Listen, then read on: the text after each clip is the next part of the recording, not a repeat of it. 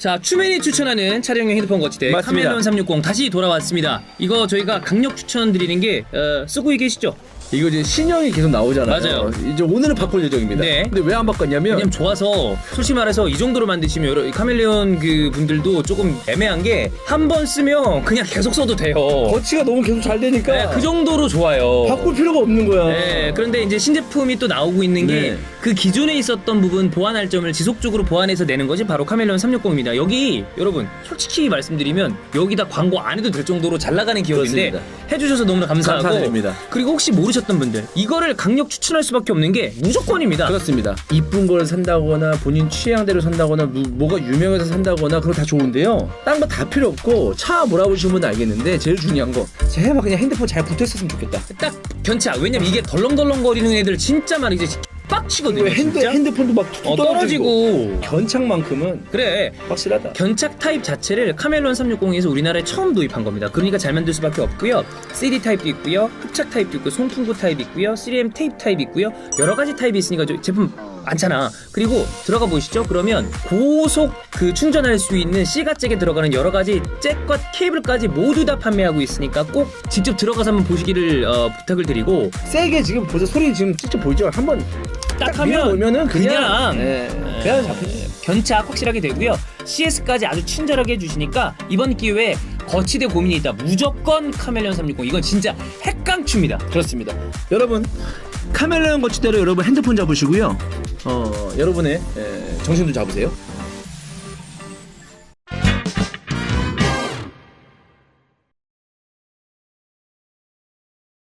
자, 이미 이전에도 우리가 이 슈퍼리그 얘기를 했을 때 FIFA 입장에서는 이 슈퍼리그에 참여하는 사람들 그 구단에 소속된 선수들 월드컵 참여 배제하겠다라는 이야기가 나온 적이 있었잖아요. 네.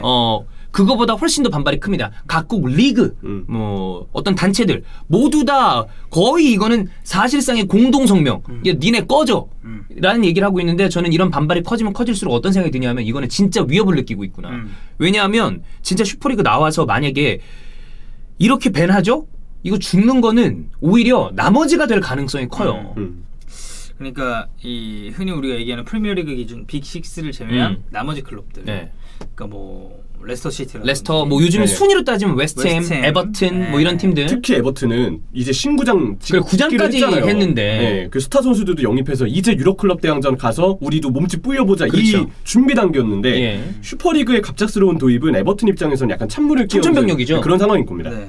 자, 그래서 이제 각 리그 반응을 먼저 한번 살펴보겠습니다. 예. 자, 프리미어리그 같은 경우는 국내 그리고 유럽 축구 피라미드 핵심인 공개 경쟁. 그리고 여기서도 계속 이 공개 경쟁을 그치. 얘기를 해요.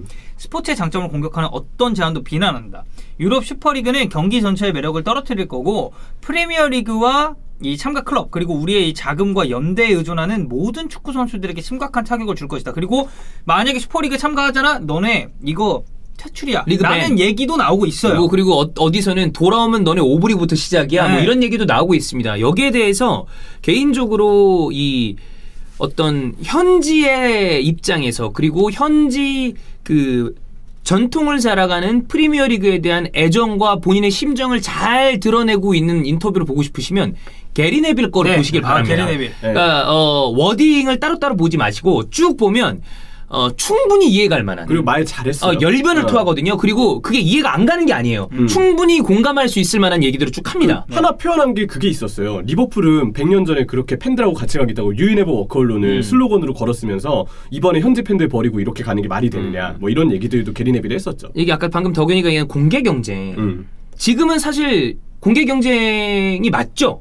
물론 UEFA 챔피언스 리그도 기존에 있는 어떤 상위권 클럽들의 그 권력의 공고함을 일부 더해주는 방식으로 지속적으로 뭔가 진행이 되고 있었어요. 근데 챔스랑은 이제 다른 게 챔스는 어쨌든 성적을 기반으로 해서 이 팀들이 그렇죠. 매년 바뀌어요. 근데 슈퍼리그는 일단 15개 팀 고정입니다. 그건 있었어요. 최근에 이제 개편안이 발표가 되는 거잖아. 그거 역시 ECA와 함께 어떤 그런 부분에 대한 기존 클럽들의 공고함을 약간 굳히려는 느낌의 움직임이 있었는데 이 방금 얘기한 슈퍼리그는 아주 폐쇄적인 프랜차이즈거든요. 그러니까 얘기가 완전 달라집니다. 이거는 프리미어리그가 단이 반대를 했고 그리고 라리가는 우리는 슈퍼리그의 창설이 발생하지 않도록 사법 및 스포츠의 모든 수준에 걸쳐서 우리가 할 수 있는 모든 조치에 대해서 의논할 것이다. 그러니까 이거는 법적 공방 하겠다라는 얘기고, 축구는 얘네도 공개 경쟁을 얘기를 해요. 축구는 공개 경쟁과 스포츠의 장점을 기반으로 합니다. 다른 방법으로는 이루어질 수 없다. 슈퍼리그 참가를 거부한 다른 국가, 특히 프랑스와 독일의 클럽에 감사드린다.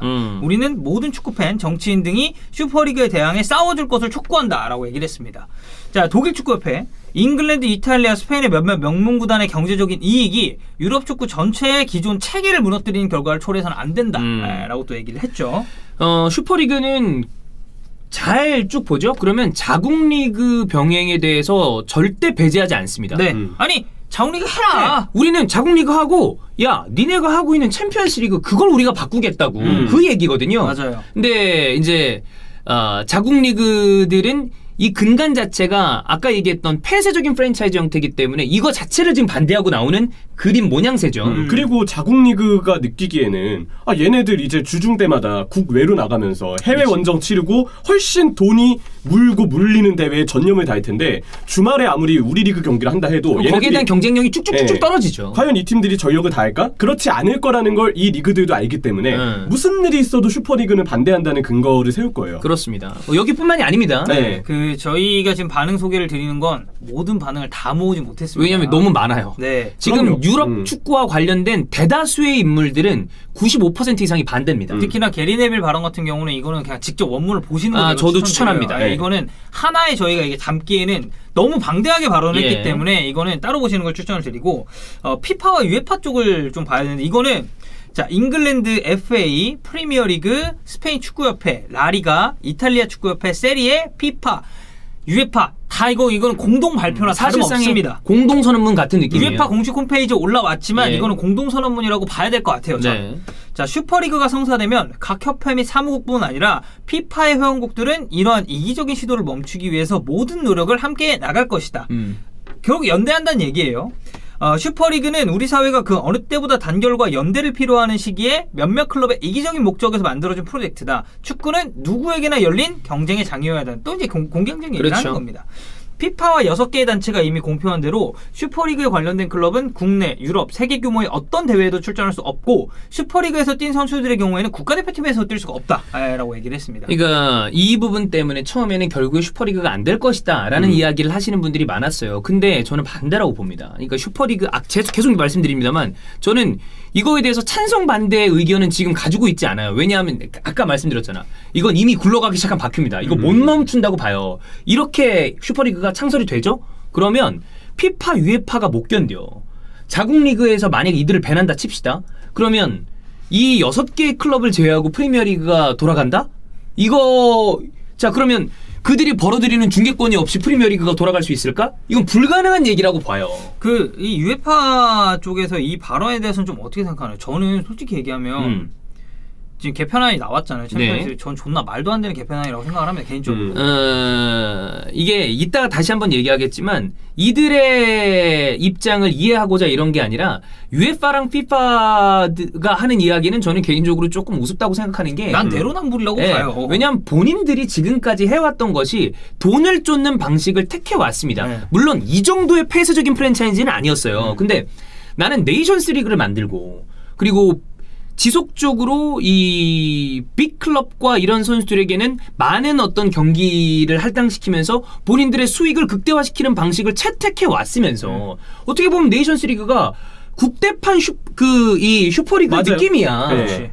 근데 이거에 대해서 반대한다는 거는, 나는 유에파랑 피파는 본인들의 어떤 기득권을 좀 내주기 싫다라는 어떤 의미도 있다고 봅니다만, 다른 게 뭐냐면, 유에파는 어떤 이득만을 추구하는, 물론 그런 형태를 보이고 있습니다만, 큰 수익을 이렇게 챔피언스 리그 예를 들자. 그럼 챔피언스 리그로 크게 수익을 벌어들였어. 그리고 어떤 순위에 따라서 분배를 하죠. 그리고 남은 돈을 가지고 풀뿌리 축구에 대한 어떤 투자도 있었단 말이에요. 근데 슈퍼리그는 그거에 대한 것은 배제가 됩니다. 그러니까 그런 부분에 있어서 우리가 개념을 달리 가져갈 필요는 있다. 그렇기 때문에 UEFA가 무슨 얘기를 하는지는 알겠으나, 본인들이 지금까지 해왔던 게 워낙 어떤 팬들을 만족시켰습니까? 파이낸셜 페어플레이, 졸속 행정, 그리고 지금까지 UEFA가 팬들을 만족시킬 만한 그 어떤 것도 보여주지 않기 때문에 이런 얘기를 하는 거에 대해서 되게 큰 지지를 받기는 어렵다. 팬들이 자국 리그에 대한 어떤 그 발전이나 슈퍼리그에 대한 비판적인 견지는 당연히 갖고 있지만 유에파가 이런 얘기하는 거에 대해서는 지들이나 똑바로 여태 니네들이 못하니까 이런 거 만들어지는 거 아니야 라는 얘기도 할 수 있다는 거죠. 그리고 이번에 UEFA 챔피언스리그 개편하는 다들 보셨을 텐데 그 참가하는 조별리그의 팀들을 모두 다 풀리그로 순위 비교를 하게끔 만들고 경기 수를 조별리그 경기가 무려 리그 경기가 10경기나 되게끔 만드는 방식이었어요. 그리고 1위부터 8위까지는 자동 직행이지만 나머지 8자리에 대해서는 또 순위 중위권에 있는 팀들끼리 플레이오프를 또 해서 1, 2차전을 통해서 남은 8팀을 가리겠다. 그래서 16강부터 기존처럼 토너먼트를 진행하겠다는 계획이었거든요. 이거 경기 수를 올려놓는 네. 거 아니에요? 이거 선수들 녹아요. 그죠? 그리고 결국 그런 분석이 많아요. 이 지금 발표가 갑작스럽게 슈퍼리그 발표가 행해졌는데 챔피언스리그 개편한 발표가 원래 이 즈음에 예정이 맞아요. 되어 있었거든요. 확실한 발표를 UEFA에서는 준비하고 있었는데 여기에 반대하는 강팀들 입장에서는 야, 이 개편한 내용 봤지? 너무 허접하다. 우리 슈퍼리그 계획대로 밀고 나가자. 이렇게 해서 지금 급하게 슈퍼리그가 본격적으로 수면 위에 올랐다는 분석들도 제법 되더라고요. 아마 기습적으로 비슷한 타이밍에 먼저 찔렀을 거예요. 그쵸. 예. 자, 그래서 일단은 뭐 피파, 유에파 연대의 반응까지 받고 이제는 뭐 언론이라든지 아니면 유명 인사들의 발언도 한번 보겠습니다. 일단 퍼거슨 감독 같은 경우는 그냥 반대 의사를 표명했어요. 유럽 예. 축구의 역사를 부정한 일이다라고 얘기를 했고 본인이 맨체스터 유나이티드를 이끌 때 4번이나 챔피언스리그 결승에 올라갔었는데 정말 나는 아름다운 밤이라는 생각이 들었고 팬들도 이런 대회를 사랑한다라는 얘기를 했습니다.